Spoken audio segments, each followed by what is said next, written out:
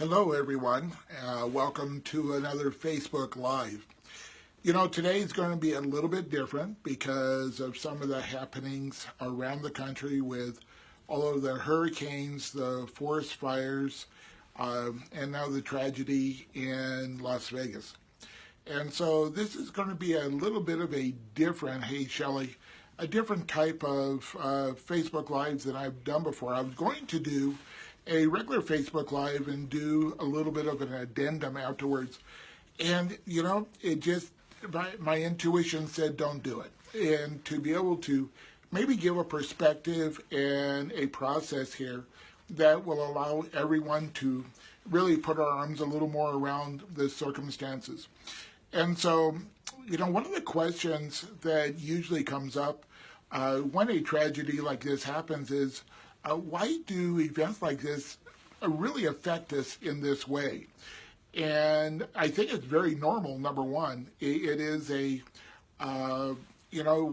have a constant connection with information now with the media. And that is one of the reasons, is the media is in the market, is in the business of ratings and is having viewership.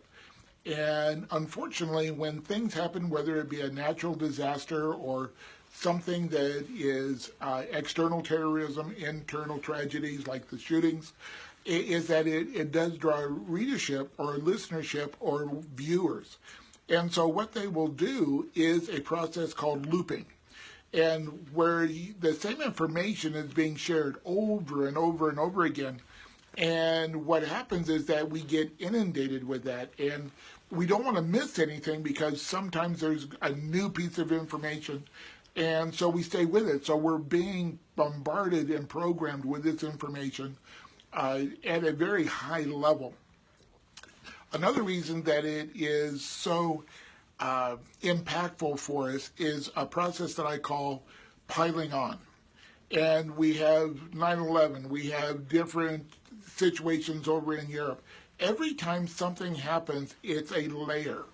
And from my background in psychology and theology, from my school being a pastor, also in my chaplaincy work on the emergency room dealing with grief and trauma, and as a certified police officer, what I found is that this piling on, we don't ever get rid of it, we don't ever deal with it, or we have a tendency not to. But what we do is allow it just to pile on and get stronger and stronger. So every time a situation like this happens, what it does is what's called triggers. It triggers us back to those other traumas that are still with us. And there is what is called vicarious traumatization. It leads directly to PTSD and is as if we were actually there. And so one of the things as business owners, I think we can have a big impact with those that we're in contact with, whether it be our clients, whether it be our family members, or just general people in the community, is that we can do a couple of things. One is really pay attention, particularly to those around us that are more sensitive. People that are triggered, that they're really, acting and experiencing this trauma as if they were actually there. I think a lot of us have people. I have friends that were in that hotel just a few floors above the shooter. And I've been watching some of the things that have been coming out from them. They were in lockdown for over a night. They weren't able to leave. They didn't know what was going on. And so these individuals that are highly sensitive are going to be holding on to this. And so what we can do is not talk a lot, is it to listen and to be able to be present. And here's some of the things to be listening for. Some of it is they just need to vent. They just need to get it out, and allowing us to pull this from them so they can deal with that situation within their triggers within their life. But also listen for the things that would tell you maybe they need some help in connecting with resources on the professional side that are going to be able to facilitate and be able to help these individuals in a much deeper way than what we would be able to as the general populace. And for most of us, it's not our job as well. And so being able to have those resources is really important. Stay in the normal routine. This is really for all of us. Stay in the normal routine as much as possible. This is not to say that we don't ignore what's going on, ignore our feelings. I'm not saying that. But stay in the normal routine. The more we can do that, the more normalcy, the more that we can have structure, the better and faster we're going to be able to process. Another thing that I learned, and this was from my mentor, I've used this in many different areas in business and in my personal life, but in my mentor, when I was going through my chaplaincy training, is that abnormal feelings in abnormal circumstances are normal. Right now, this is totally an abnormal circumstance. It is going to create these abnormal feelings. We're all dealing with this on some level. There is no one that's going to be immune to a reaction. So being able to normalize it in some way, this is not to diminish or to say this is our normal life, but the feelings that come up are normal in these circumstances allows us to deal with it. The last thing I wanted to talk about is don't fixate.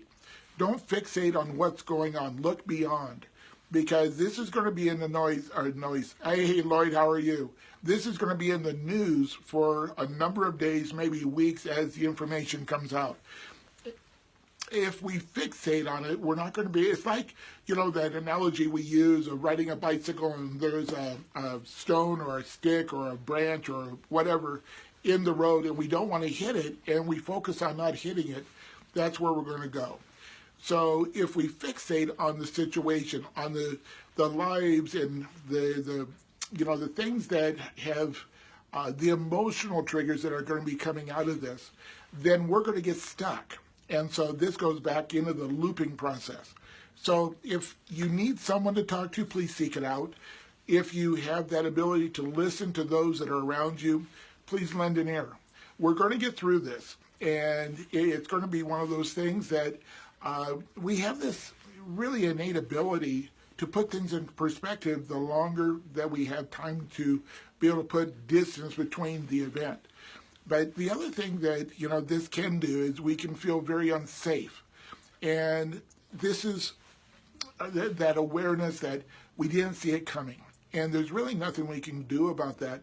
But for me, I choose not to be afraid of the unknown and to be able to deal with those things and build our community. We're all going together. I've said one of my Garyisms is life is a solo journey traveled with many. And because we're building these communities that we can support each other and really hold each other up, no matter where we are in the process or how intrinsic we are to the event. In Colorado, we've had more than our share of these type of events. And so the communities have come together. But we can be part of the solution. You can be part of the solution. And in the copy here, one of the things that I did, my wife is a psychotherapist, and she deals with a lot of the tragedies and the multiple shootings and all of that. And she has a lot of articles on her website. So the Sharon at Therapist for Sensitive and Gifted, that is her website. You can go there, pull the articles off. If you wanted to share the articles, she just wanted to be a resource and to be able to get information out to the general community so that, hey, Candy, so that we can all start the healing process now as we're moving through the actuality and the details of the event. And so whether it's, we have friends in Puerto Rico dealing with the hurricane, we have people that in Houston, we have people in the fires and the earthquakes in Mexico City. We are such a world community now. Let's pull together. Let's reach out. Use Facebook. Use LinkedIn. Check on people.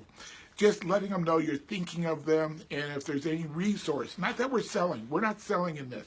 But we're wanting to have that contact, that connection, so that we can be able to be of benefit. So like I said, this is a Facebook Live that is a little bit different. The one that I was going to, share today, we'll do on the next Facebook Live. But I just felt my intuition said this was the one that was to be shared today. So hopefully this was beneficial. Use the resources, reach out and touch someone. Let them know that you're there, that you love them, that you care. Thanks so much. I care and love each and every one of you. Thank you for being part of my community. So have a better day. Bye.